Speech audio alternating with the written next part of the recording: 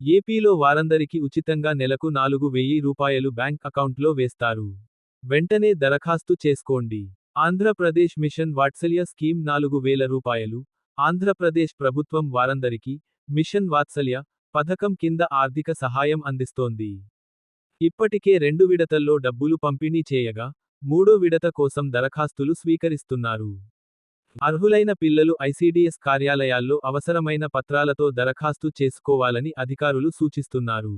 ఎంపికైన వారికి నెలకు 4,000 రూపాయలు చొప్పున ఆర్థిక సాయం అందుతుంది. మీరు గనుక ఫస్ట్ టైం చూస్తున్నట్టయితే లైక్ చేసి సబ్స్క్రైబ్ చేసుకోగలరు.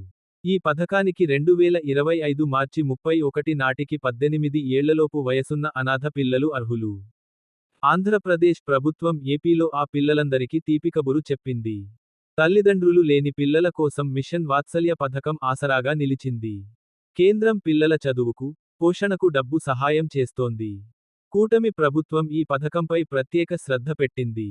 ఇప్పటికే మొదటి విడతలో 24,000 రూపాయలు, రెండో విడతలో అదనంగా 6,000 రూపాయలు ఇచ్చారు.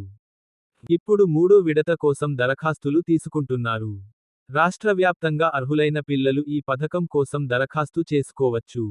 ఐసీడీఎస్ ప్రాజెక్టుల వారీగా దరఖాస్తుల స్వీకరణ ప్రక్రియ జరుగుతోంది. అర్హులైనవారు వెంటనే సంబంధిత ఐసీడీఎస్ ప్రాజెక్టు కార్యాలయంలో సంప్రదించాలని అధికారులు సూచిస్తున్నారు. అలాగే అంగన్వాడీ కార్యకర్త, పర్యవేక్షకురాలు, సీడీపీఓను కూడా సంప్రదించి అవసరమైన పత్రాలు అందించాలి.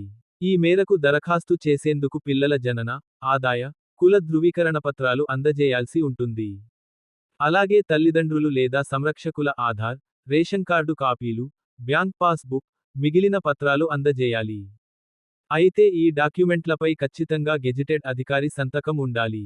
అర్హుల ఎంపికలో ప్రభుత్వ స్కూల్స్, కాలేజీల్లో చదువుతున్న వారికి ప్రాధాన్యం ఇస్తారు. మిషన్ వాత్సల్య కింద ఎంపికైన వారికి నెలకు రూ. 4,000 చొప్పున ఆర్థిక సాయం అందిస్తారు. ఇప్పటికే ఐసీడీఎస్ ప్రాజెక్టుల వారీగా మూడో విడత కోసం అర్హుల నుంచి దరఖాస్తులు స్వీకరిస్తున్నారు. ఆ తర్వాత నిబంధనల ప్రకారం ఫైనల్ జాబితా ప్రకటిస్తామన్నారు.